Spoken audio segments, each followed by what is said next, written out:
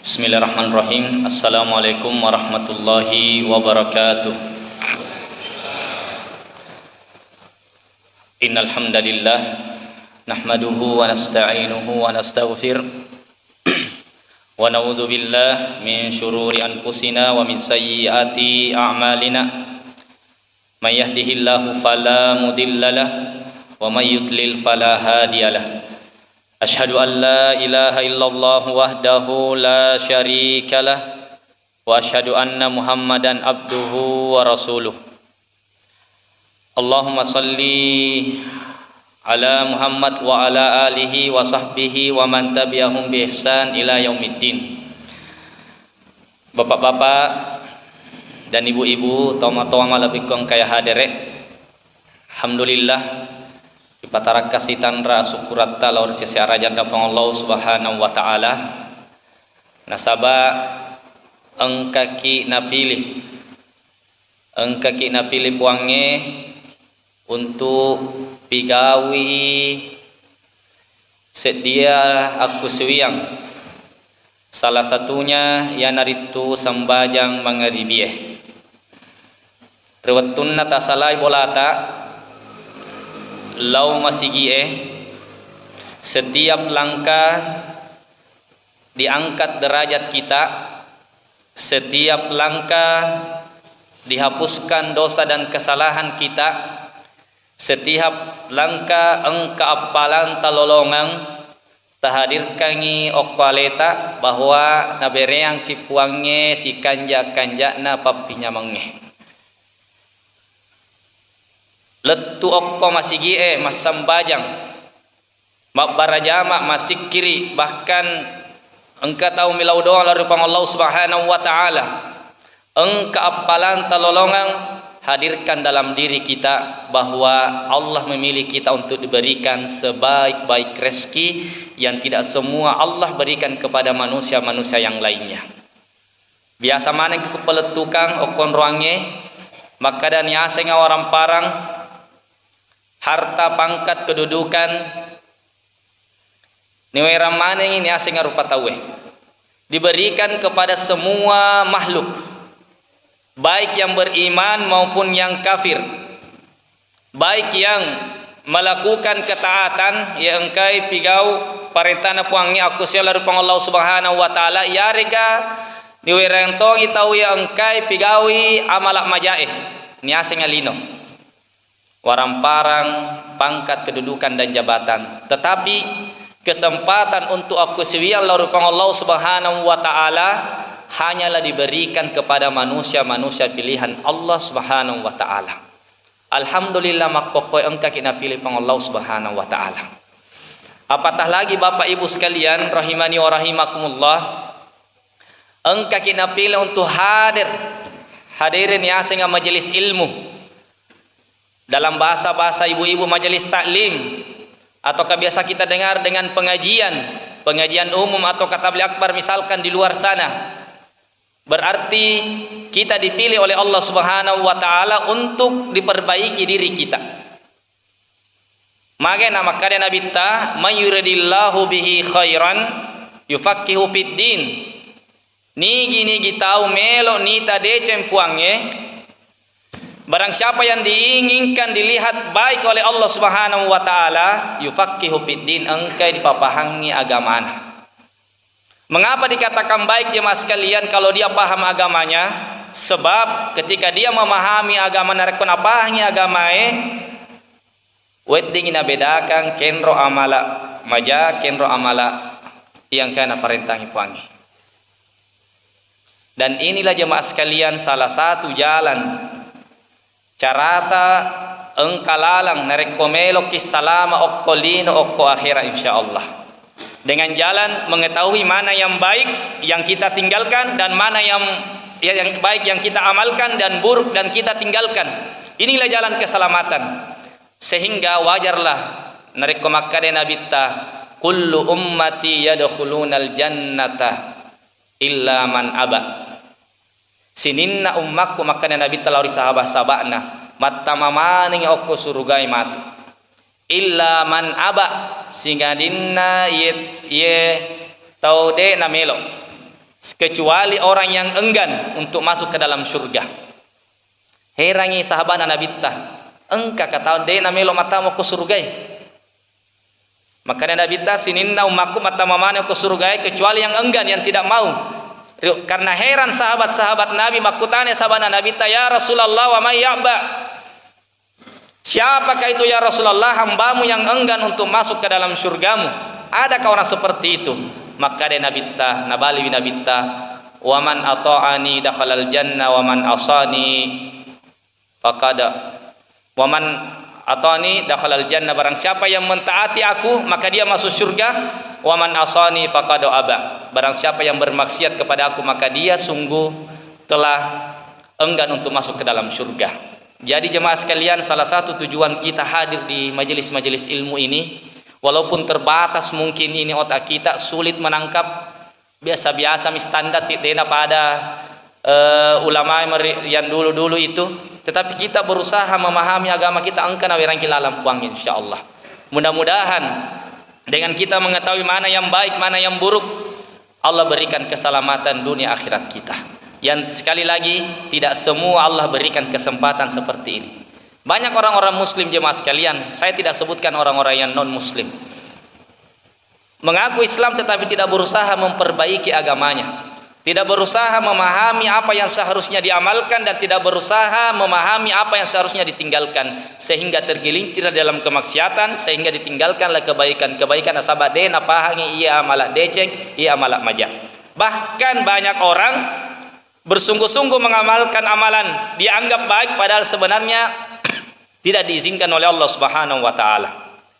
Alhamdulillah jemaah sekalian, selama engkau hadir okoi berarti engkau peluang naitai puangnya, maka da melok mau berusaha takku ya untuk bisa jadi lebih baik. Mudah-mudahan Allah menerima apa yang kita amalkan.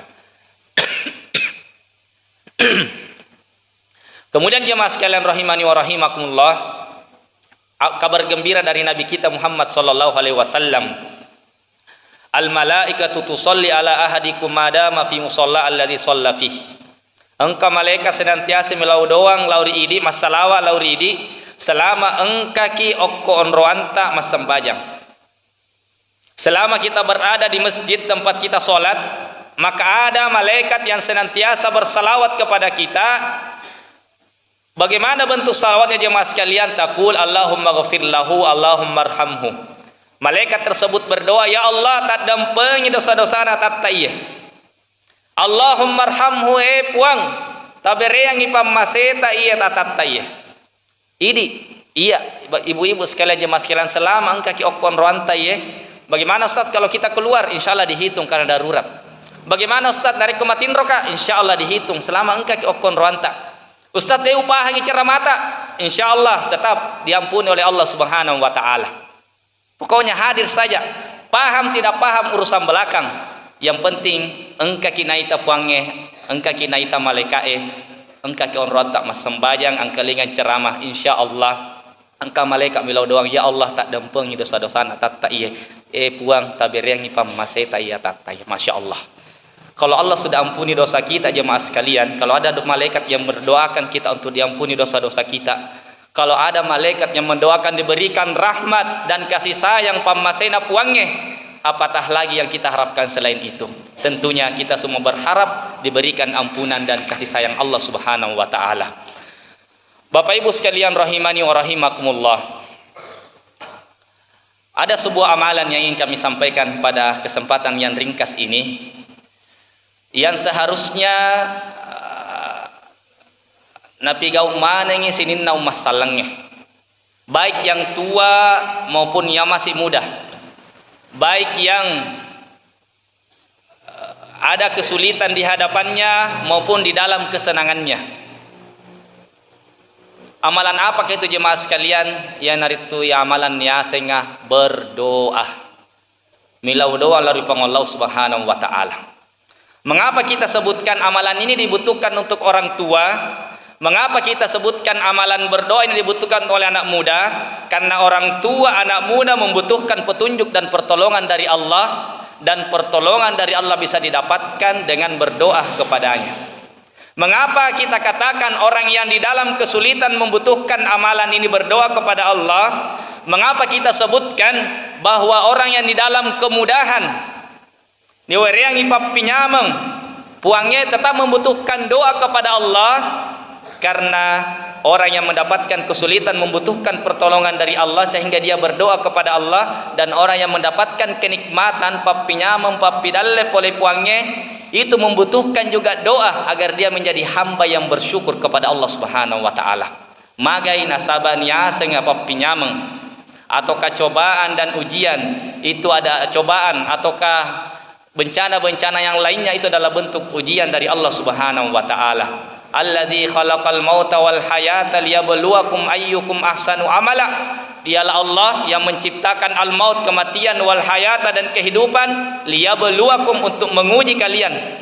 Kita memang akan diuji. Karena kita pasti diuji oleh Allah, maka kita membutuhkan doa kepada Allah Subhanahu wa taala. Mungkin kita sepakat, Ustadz, kalau kita ada kesulitan, ya kita sepakat kita memang butuh kepada Allah. Lalu mengapa kalau kita mendapatkan kenyamanan, rezeki, lalu tetap berdoa kepada Allah?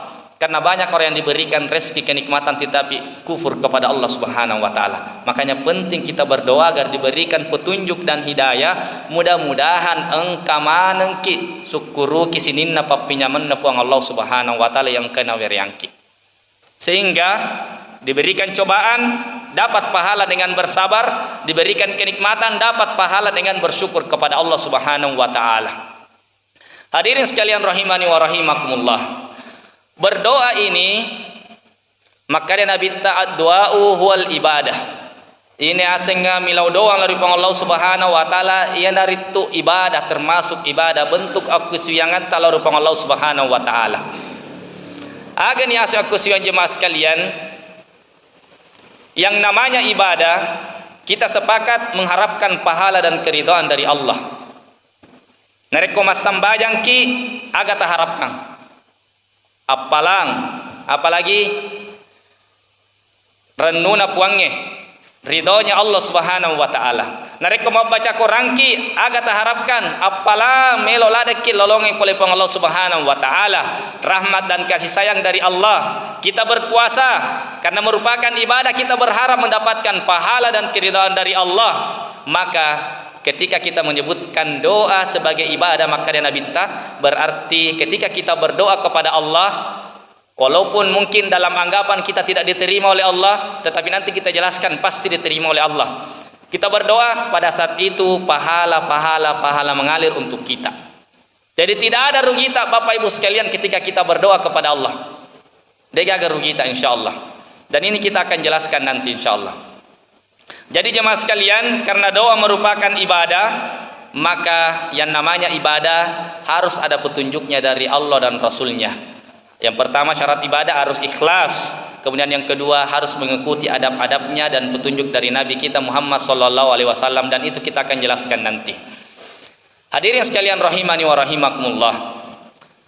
Berdoa itu melalui doa dari Allah Subhanahu wa taala pasti Allah akan kabulkan. Tidak rugi kita ketika kita berdoa. Kenapa tidak rugi Ustaz? Karena Allah pasti berikan apa yang kita minta, cepat atau lambat. Makanya Nabi Muhammad SAW dengarkan dengan iman jemaah sekalian, agana paletukan kina bittah. Ma min muslim yad'u bi da'watin laisa fiha ismun wala qati'atu rahimin illa a'tahu Allahu biha. Tidaklah setiap orang muslim mereka engkaset di umat seleng milau doang lalu Allah Subhanahu wa taala illa a'tahu Allahu biha. Maaf, kalau ada seorang muslim berdoa kepada Allah selama milau doanna bukan dalam rangka dosa, dan selama doanya itu bukan dalam rangka memutuskan tali silaturahmi, illa a'tahu Allahu biha, melainkan Allah pasti berikan dia. Ihda salat, dengan 3 bentuk pemberian. Telu modelena. Yang pertama jemaah sekalian, imma an tuwajjala lahu da'watuhu. Yang pertama Allah bayar kontan, Allah bayar cash, Allah langsung berikan apa yang kita minta. Langsung kita berikan puangnya. Cepat atau lambat, pekan ini atau bulan depan atau ke tahun depan, kita rasakan itu. Dan biasa tak alami mana mungkin. Biasa kita melau doang, ya Allah berikanlah ini, mudahkanlah ini. Allah berikan. Pekan depankah ataukah bulan depan. Biasa kita rasakan. Ada mau doa yang pernah dikabulkan Bapak Ibu? Ada aja Pak? Ibu-ibu ada aja pernah dikabulkan doa tak? Ada. Insya Allah diberi sakit ki, mudah berdoa yang beri kesehatan, Allah berikan kesembuhan. Ada misalkan utang yang harus dibayar besok, berdoa ki, Allah bayar, tiba-tiba ada rezeki, tiba-tiba diberikan oleh Allah. Ada yang permasalahan, kadang-kadang ada urusan anak-anak kita seakan-akan sulit itu, melau doang keluar Allah Subhanahu wa taala, angka naweriang ki uangnya uang Allah Subhanahu wa taala. Itu yang pertama, Allah bayar cash, Allah bayar kontan, Allah langsung berikan apa yang kita minta. Itu yang pertama. Yang kedua jemaah sekalian rahimani wa rahimakumullah, kalau Allah tidak langsung berikan yang pertama, wa imma ayyaddakhira lahu da'watuhu fil akhirah. Kemungkinan yang kedua, Allah simpangkan nanti untuk kehidupan akhiratnya. Ternyata tidak diberikan di dunia, ternyata engkau matu nalolong, engkau matu naruntur semerina pang Allah Subhanahu wa taala. Tentunya ini kalau kita dapat, tentunya di surga tidak mungkin didapatkan kebaikan itu, hasil dari doa itu di neraka enggak. Berarti sudah keuntungan, tidak diberikan di dunia, ternyata di akhirat disimpangkan kita oleh Allah Subhanahu wa taala. Masya Allah. Kemudian kemungkinan yang ketiga jemaah sekalian, bentuk pengabulan yang ketiga, tidak diberikan cash di dunia ini, kemudian tidak menjadi simpanan juga, maksudnya apa yang dia minta tidak disimpangkan, tetapi tetap mendapatkan pahala dan diberikan oleh Allah nanti di hari kemudian. Yang ketiga, wa imma ayyasrifa anhu minas su'i mislaha. Kemungkinan yang ketiga, Allah memalingkan dia dari keburukan yang semisalnya. Narek engka musibah melok, engka musibah koreolota, Allah singkirkan dulu musibah itu dan tidak memberikan apa yang kita minta, karena musibah itu lebih penting untuk disingkirkan dari dalam kehidupan kita daripada apa yang kita minta. Contoh dalam urusan dunia ini, dalam urusan matematika dunia, misalkan engkau tahu milau dolar dari Allah Subhanahu wa taala, puang milau ka duit 1 juta, contoh dalam hitungan matematika ini ya. Ya Allah, untuk supaya bisa mudah dipahami, ya Allah berikanlah aku uang 1 juta. Mungkin ada keperluannya. Berdoa tidak dikasih 1 juta juga. Kesulitan mendapatkan itu. Tapi ternyata ada musibah yang ingin menimpahnya, biayanya mungkin lebih dari 1 juta. La malasaka, kecelakaan, nauzubillahi min dzalik, ada yang ingin menimpahnya dan kemungkinan besar melebihi 1 juta itu. Allah singkirkan saja dulu itu musibah yang ingin menimpa kita, kemudian tidak diberikan dulu apa yang kita minta. Tentunya kita lebih disingkirkan, biayanya lebih bagus daripada dikasih ke 1 juta tetapi dapat musibah biayanya 2 juta. Itu ketika, oleh karena itu jemaah sekalian, pentingnya berbaik sangka kepada Allah Subhanahu wa taala. Dari komilau doang kita rupang Allah Subhanahu wa taala baru seakan-akan kayaknya tidak diberikan kayak ini. Berbaik sangka ki, boleh jadi disimpangkan ki nanti untuk akhirat tak, ataukah boleh jadi ada keburukan yang ingin menimpa kita, ingin menimpa keluarga kita, Allah singkirkan itu, lebih memilih Allah itu daripada ini. Walaupun Allah mampu dua-duanya, Allah bisa singkirkan itu, Allah bisa juga beri kita, tetapi dengan hikmahnya Allah ingin melihat kita terus berdoa kepada Allah Subhanahu wa taala. Coba perhatikan jemaah sekalian rahimani wa rahimakumullah. Niasa nga rupa tahu jemaah sekalian, si kanjak-kanjak na rupa tahu pekko mabesana niasa nga rupa tahu. Ada manusia yang sangat dermawan, sangat baik akhlaknya, tingkah lakunya, bagaimanapun baiknya, ketika dia dimintaki terus, pasti ada ketidaknyamanan yang dia rasakan. Mungkin di awalnya kita meminta, dia minta 50.000, nak kasih ke 100.000 ya. Kita meminta 10.000, kasihkan dulu ini 200.000, saking baiknya. Mudah-mudahan ada begitu. Minta 100.000 yang kedua, 100.000 sesuai dengan yang dia minta. Yang berikutnya pasti seluruh desa, pasti ada ketidaknyamanan yang dia rasakan. Itu manusia. Ini asing rupa tahu. Tetapi Allah Subhanahu wa taala beda jemaah sekalian. Allah yang Maha Kaya, pemilik jagat raya ini, penguasa langit dan bumi, semakin diminta semakin dia suka kepada orang yang meminta kepadanya. Bahkan semakin tidak diminta, semakin enggan seseorang meminta kepadanya, Allah semakin benci kepada orang tersebut. Ini bedanya Allah dengan manusia, dengan makhluknya. Kami ulangi, Allah semakin dimintaki, semakin kita berdoa kepada Allah, Allah semakin senang kepada kita, semakin napoji kipuangnya. Sebalikanna nareko deta melo dolar pang Allah Subhanahu wa taala na caca kipuangnya. Allah tidak suka kepada kita, Allah semakin benci kepada kita. Bedanya jemaah sekalian. Oleh karena itu maka ada Nabi ta man la yas'alillaha ghadaballahu alaihi, nigi atakku de na melo doa lauri iya ghadaballahu alaihi, de na melo doa lauri pang Allah Subhanahu wa taala ghadaballahu alaihim, Allah akan murka kepada orang tersebut. Ini perhatikan jemaah sekalian. Berarti orang yang tidak mau berdoa kepada Allah, berarti Allah tidak senang kepada hamba tersebut, dan orang yang berdoa kepadanya Allah semakin senang kepada hamba tersebut. Berdoa, Allah semakin senang, maka dimudahkan urusan-urusan kita. Jemaah sekalian rahimani wa rahimakumullah. Coba perhatikan jemaah sekalian, bagaimana keyakinan para sahabat-sahabat Nabi tah, orang-orang soleh terdahulu tentang keyakinannya dengan doa tersebut. Maka oleh karena itu maka Nabi ta ud'ullah wa antum muqinuna bil ijabah. Milau doa mana kalau dari Allah Subhanahu wa taala dan penuh keyakinan akan dikabulkan oleh Allah. Perintah Nabi ta. Milau doang ki tapi dengan syarat yakin akan diberikan nabereng ki puangi agata milau. Itu syarat pertamanya. Coba lihat, perhatikan sahabat Nabi Muhammad SAW. Ada yang kenal Umar bin Khattab? Khalifah keberapa Umar bin Khattab? Ada yang tahu?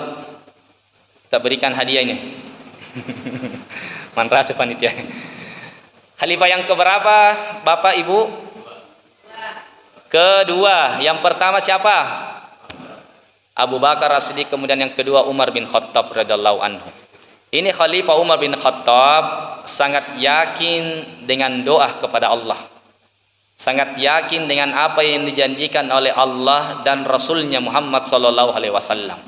Sehingga jemaah sekalian di akhir-akhir hayatnya, waktu menjadi mopi khalifah sebelum digantikan, dia senantiasa berdoa kepada Allah, tetapi kayaknya doanya itu mustahil dikabulkan. Magai agam milau doanya jemaah sekalian, maka dari Umar berdoa, Umar, Allahumma rzuqni syahadatan fi sabilik wa wafatan fi biladi nabiyyik.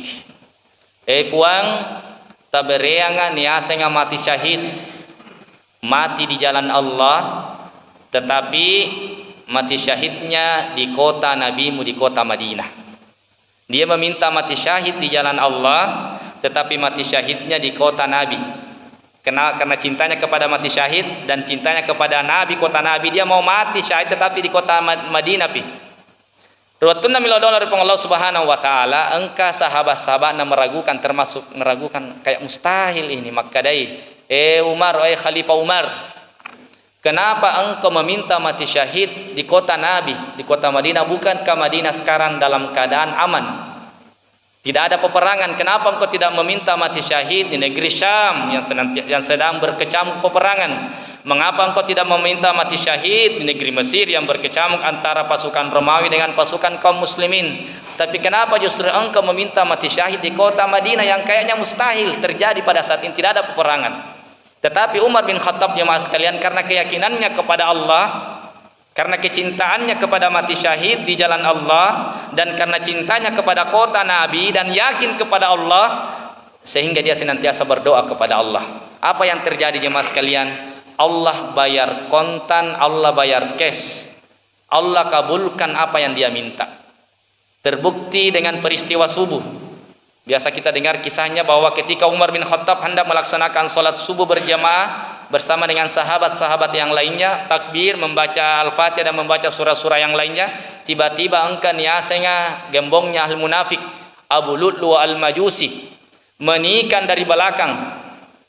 Bahkan diriwayatkan ada racunnya itu, ditikan dari belakang. Padahal dalam keadaan aman ini.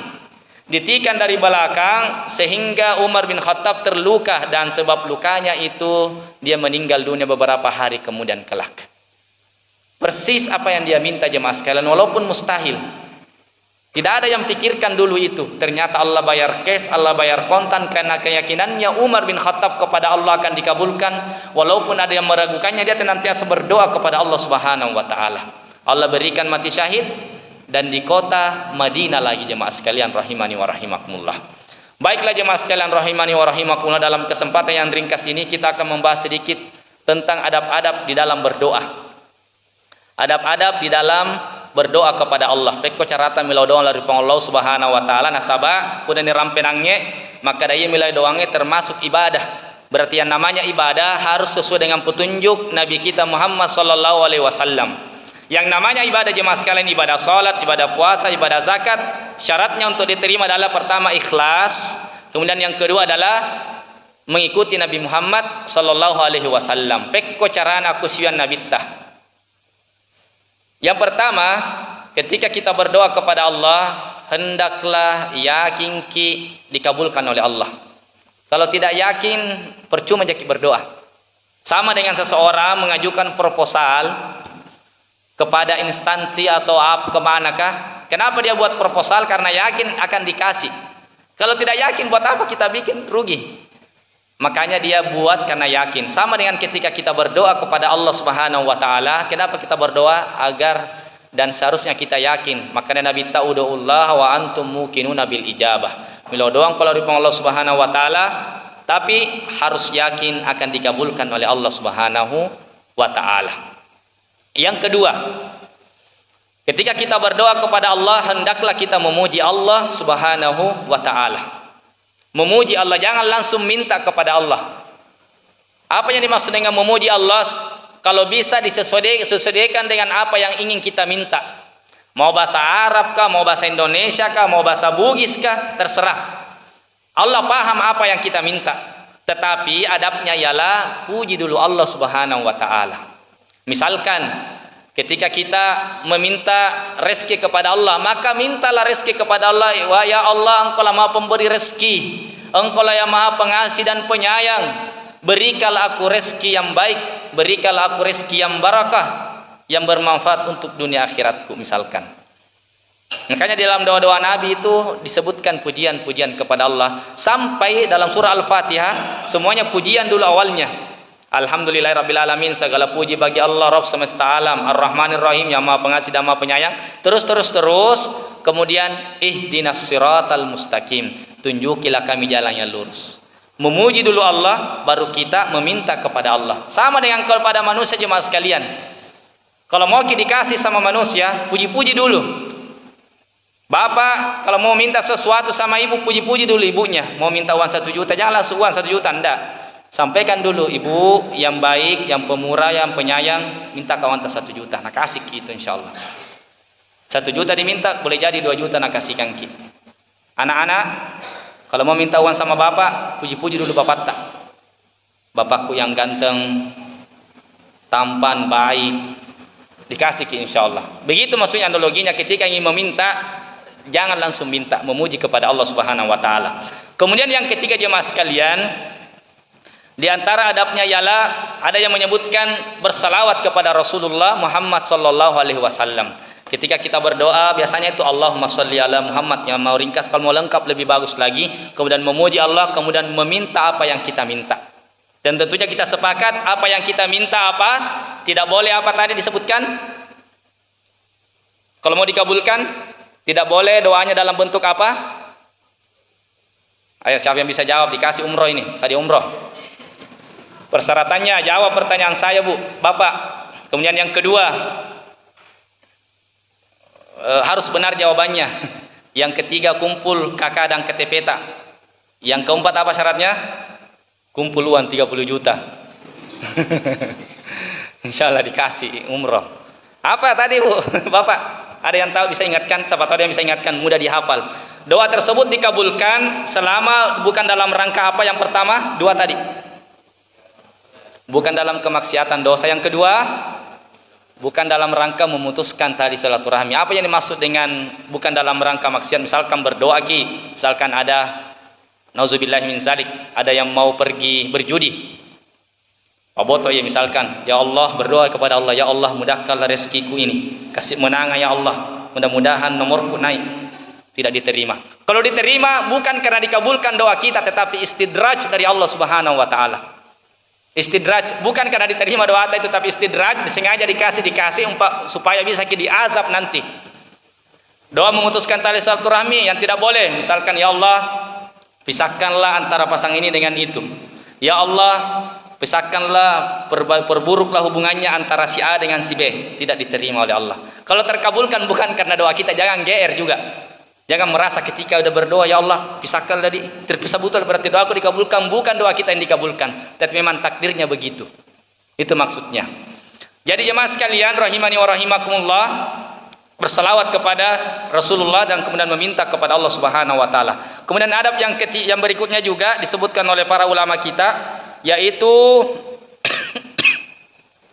mengangkat tangan kita. Ini secara umum ketika kita berdoa, mengangkat tangan kita ketika berdoa. Ulama sebutkan, dan ini terjadi perbedaan dari para ulama kita, ada yang menyatakan begini modelnya mengangkat tangan ketika berdoa narkumila doangki, ada juga yang begini. Tergantung posisinya, ketika meminta hujan istisqa atau ada peperangan yang berkecamuk dalam keadaan genting, tidak apa-apa tinggi-tinggi. Kalau Nabi itu tinggi sekali, kalau ada peperangan seakan-akan sudah sangat gawat dan darurat ini keadaan, dia meminta kepada Allah sangat tinggi, bahkan sampai jatuh selendangnya. Tetapi kalau meminta yang hal-hal yang biasa, begini posisinya, ataukah begini, tidak ada begini Pak, ya Allah berikanlah aku, tidak ada, tidak ada juga begini. Kalau begini agama lainnya tidak boleh.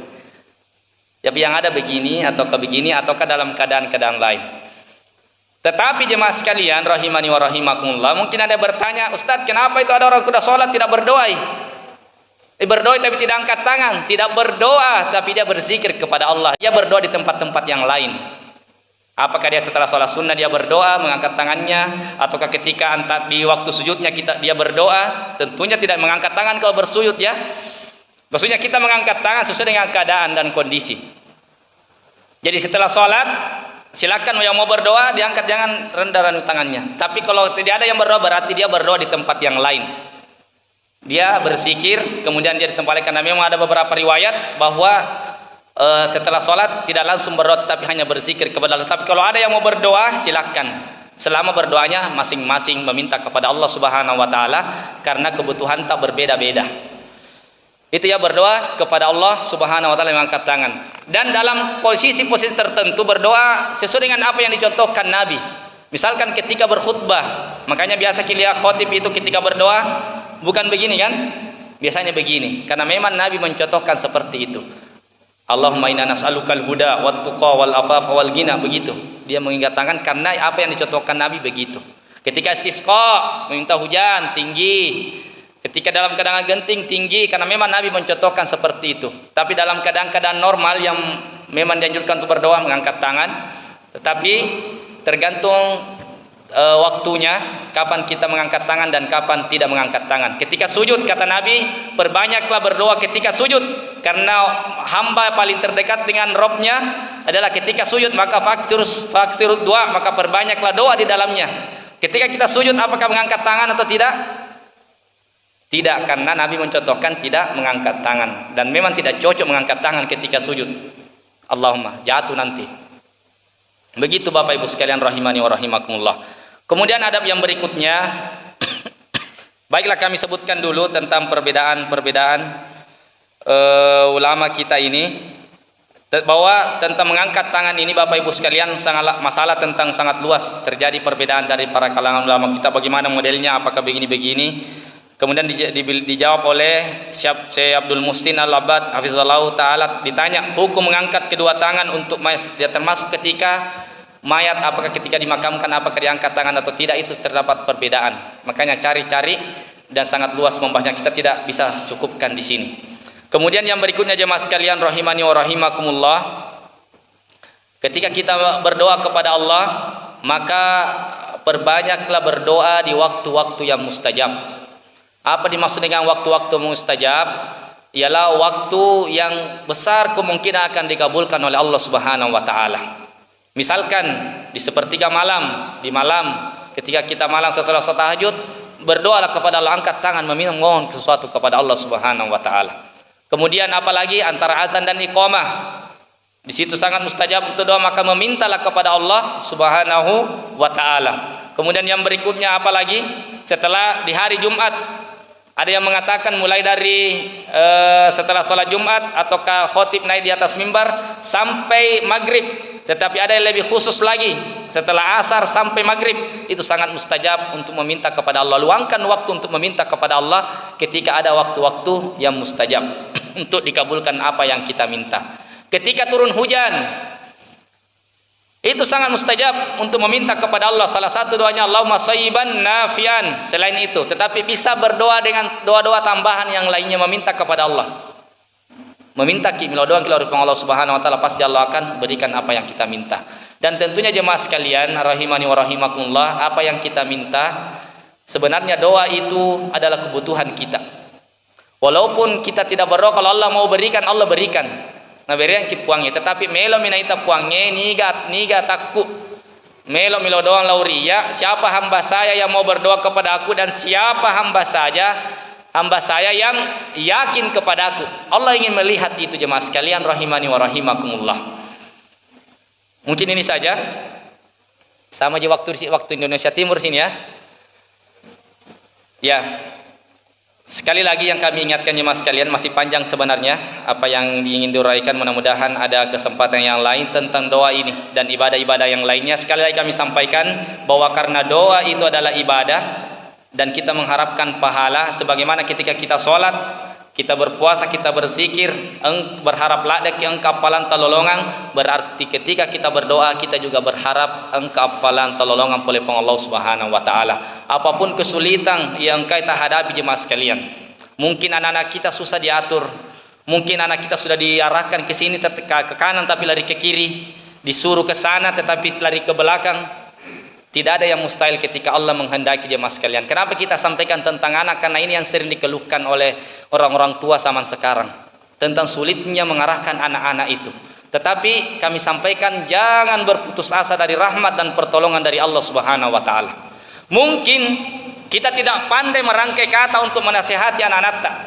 Mungkin kita tidak bisa menghafalkan hadis, kita tidak bisa menghafalkan ayat-ayat Al-Quran untuk menasihati anak-anak kita, menasihati orang tua kita, menasihati keluarga kita.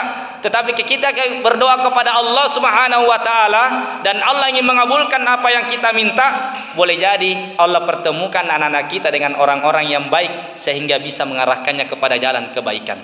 Betapa banyak anak jemaah sekalian yang kami sering dengarkan cerita-cerita para orang tua, anaknya sulit sekali diarahkan, tetapi dia berdoa kepada Allah Subhanahu wa taala. Akhirnya di sekolahnya Allah mempertemukan dia dengan anak-anak yang baik sehingga dia diarahkan oleh temannya tersebut kepada jalan kebaikan. Sampai saat ini sudah menjadi penyuruh-penyuruh kebaikan anak tersebut.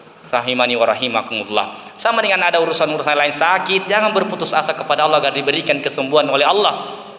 Ada mungkin utang kita sulit dilunasi, berdoa kepada Allah Subhanahu wa taala, ud'ullaha wa antum muqinuna bil ijabah. Memintalah kepada Allah dengan penuh keyakinan akan dikabulkan oleh Allah Subhanahu wa taala. Oleh karena itu jemaah sekalian, ad-du'u huwal ibadah. Berdoa adalah bentuk ibadah kepada Allah Subhanahu wa taala. Terakhir yang kami sampaikan jemaah sekalian, terus semangat menghadiri hal seperti ini. Apalami itu melo talolongan.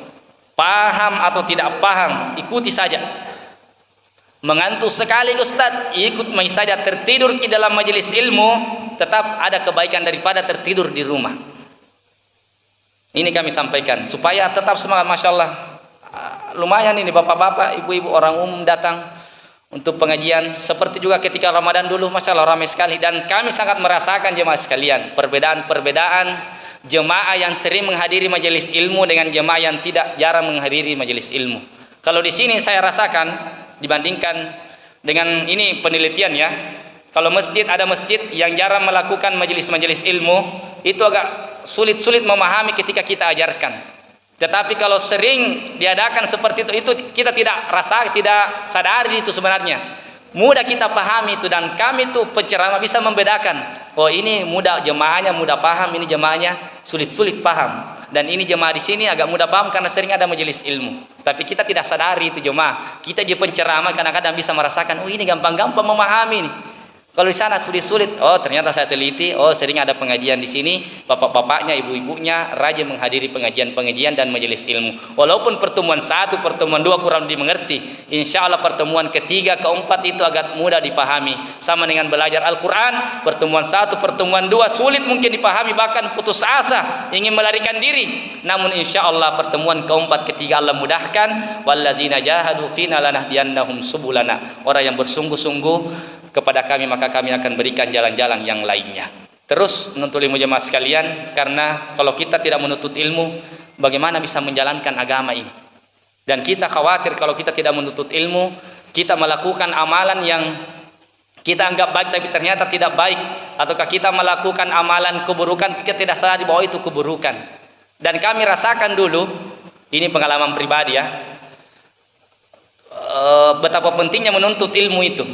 Betapa pentingnya menuntut ilmu, menghadiri majelis ilmu. Dulu itu kami belum mengenal ilmu agama. Walaupun sudah sholat, sudah apa, tapi belum bisa membedakan banyak kebaikan-kebaikan. Kalau sekarang sudah banyak teknologi. Dulu itu kalau kita misalkan kami sholat di kampung biasa, sholat berjamaah, biasa imamnya menjaharkan basmalahnya. Di kampung, ketika saya pergi ke masjid luar tidak menjaharkan basmalahnya. Saya kadang-kadang berpersangka, aliran apa itu di sana, kenapa tidak keras basmalahnya? Sehingga kita pahami ternyata ada hadisnya yang seperti itu. Kemudian saya beralih ke pendapat itu, menjaharkan basmalah yang tidak mengeraskan basmalah, tetapi salahnya saya pada saat itu menyalahkan orang yang mengeraskan basmalahnya. Ini masih salah. Berarti masih butuh ilmu-ilmu. Sehingga sekarang alhamdulillah saya sudah memahami bahwa itu ternyata perbedaan pendapat, boleh dua-duanya, tetapi ada yang pendapatnya menguatkan untuk tidak mengeraskan basmalahnya, ada pendapat yang menguatkan mengeraskan basmalahnya. Selama kita tidak berpecah. Itu pentingnya saling memahami. Dulu juga saya memahami, waktunya masih awal-awal dulu, ada yang namanya jilbab itu, yang misalkan bercadar. Dulu saya melihat itu aliran apa ini, bahkan orang-orang kampung mengatakan aliran sesat apa ini, karena dia belum memahami. Tetapi setelah saya memahami, keluarga memahami, ternyata oh ada hadisnya tahu, sehingga tidak menyalahkan. Dan sehingga ketika saya berpendapat bahwa misalkan contoh ini ya, bercadar itu dianjurkan, tidak menyalahkan orang yang tidak bercadar seperti itu. Kenapa? Karena sudah dipahami ilmunya. Yang berbahaya tidak berusaha menuntut ilmu kemudian menyalahkan setiap orang yang berbeda dengannya. Makanya penting memang menuntut ilmu jemaah sekalian. Dan kita rasakan, saya rasakan itu yang sudah menuntut ilmu dulu itu disalahkan semua orang. Sekarang sudah paham, ternyata oh ada perbedaan pendapat seperti itu. Dulu juga saya pernah meyakini, kenapa ini kakakku tidak mau salaman-salaman sama, kalau ada sepupu-sepupu, ada keluarga tamu-tamu, kalau Idul Fitri, Idul Adha, aliran apa ini? Seakan-akan kita ini bukan dari golongannya. Ternyata saya pelajari di pesantren, saya pelajari di kitab-kitab, buku-buku, oh ternyata ada hadisnya tahu bahwa Nabi tidak pernah menyalami perempuan-perempuan yang bukan mahramnya. Itu pentingnya menuntut ilmu agama kita ini. Dan lain sebagainya banyak. Dulu kalau ada pengantin biasa kan ada, alhamdulillah sudah ada mengamalkan, misalkan dipisah. Dulu apa ini, kenapa dipisah orang? Sementara di pasar tidak dipisah aja, ternyata oh ada tuntunannya dalam Nabi kita Muhammad SAW bahwa ternyata dilarang bercampur baur antara laki-laki dan perempuan. Kalau belum bisa mengamalkan, minimal jangan salahkan orang lain. Sama dengan kita yang sudah sholat. Kalau ada saudara kita yang belum bisa mengamalkan, jangan salahkan orang yang sholat. Kita juga yang sholat, jangan dicaci maki orang yang belum sholat, tetapi doakan, nasihati dengan cara yang terbaik. Tentunya hati tersebut lapang ketika kita rajin menghadiri majelis-majelis ilmu agama seperti ini. Mudah-mudahan jemaah sekalian, rahimani wa rahimakumullah, Allah memberkahi kampung kita ini, Allah memberkahi keluarga kita, dan tolong diyakini ketika kita hadir dalam kebaikan seperti ini, boleh jadi ada urusan-urusan dunia yang kita tinggalkan, tetapi Allah memberikan kita sebaik-baik rezeki, dan boleh jadi ada kesulitan-kesulitan di luar sana, Allah berikan kemudahan akibat hadirnya kita di dalam kebaikan-kebaikan seperti ini. Mungkin ada sekolah anak kita yang sekolah di sana. Ada peringatan kalau maghrib, isya? 2 menit lagi. Saya bernapas panjang, 2 menit. Boleh jadi ada anak sekolah mungkin di luar sana, Bapak Ibu. Kita tidak bisa kontrol mereka. Kita tidak bisa lihat dan arahkan mereka. Tetapi ketika kita hadir, mereka hadir ke konram barakae, aku siang gilori Allah Subhanahu wa taala, Allah jaga anak kita tersebut. Coba perhatikan jemaah sekalian sebagai penutup. Antara Nabi Khidir dengan Nabi Musa, ini sering kami sampaikan, ketika memasuki sebuah kota, Nabi Khidir si bawa Nabi Musa matamo ko kotae engkan apa decengi bola meloni masolangi bolain apa napa decengi tianna Allah Nabi Khidir memperbaiki, sehingga Nabi Musa berkata, mengapa engkau memperbaikinya? Salah satu alasannya jemaah sekalian, wa ammal jidaru fakana li gulamaini yatimaini fil madinati wa kana tahtahu kanzul lahuma wa kana abuhuma soliya. Ia bolae punnana 2 anak yatimaini fil madinah, dalam suatu kota tersebut. Dibawa rumah tersebut yang roboh tersebut, kenapa diperbaiki? Ternyata dibawanya rumah tersebut itu ada harta benda yang untuk anak tersebut yang yatim tersebut. Coba perhatikan, Nabi Khidir memperbaiki itu tentunya dengan petunjuk Allah. Memperbaiki itu karena dia mengetahui, tentunya ada petunjuk dari Allah bahwa ada harta benda di bawah situ yang bermanfaat nanti untuk anak yatim tersebut. Kemudian coba perhatikan ayat yang disampaikan oleh Allah dalam surah Al-Kahfi, wa kana abuhuma soliha. Ambona tomotuanna ienae termasuk hamba yang soleh. Sehingga ulama sebutkan jemaah sekalian, karena kesolehannya, namanya anak yatim, masih hidup orang tuanya atau tidak? Sudah meninggal salah satunya, sudah meninggal bapaknya atau ibunya, pokoknya sudah meninggal orang tuanya. Wa kana abuhuma sholiha, dia mendapatkan pertolongan, ayatnya yang terakhir, karena bapaknya dahulu termasuk orang yang soleh. Ulama katakan anak tersebut mendapatkan pertolongan, dibantu sama hamba-hamba manusia yang lainnya karena kesolehannya bapaknya. Bapaknya sudah meninggal, jauh sudah meninggal, bahkan disebutkan dalam ahli tafsir 7 keturunan. Sudah 7 berlapis-lapis itu sebenarnya, sudah jauh jaraknya, tetapi cucu tersebut, anak tersebut mendapatkan pertolongan dari orang lain, bukan karena anak tersebut yang baik, tetapi karena bapaknya dahulu termasuk orang-orang yang soleh dan baik, atau kalau ibunya termasuk orang yang soleh dan baik. Apa yang kita bisa pahami jemaah sekalian? Pakanja ki aku suyan talori Allah Subhanahu wa taala makokoi, insyaallah boleh jadi engkau palang tololongan, boleh jadi juga sebagai penjaga untuk keturunan-keturunan kita. Sehingga maka dari Said bin Musayyib rahimallahu taala, saya menyengajai memperbanyak salatku untuk bisa menjaga keturunan-keturunanku.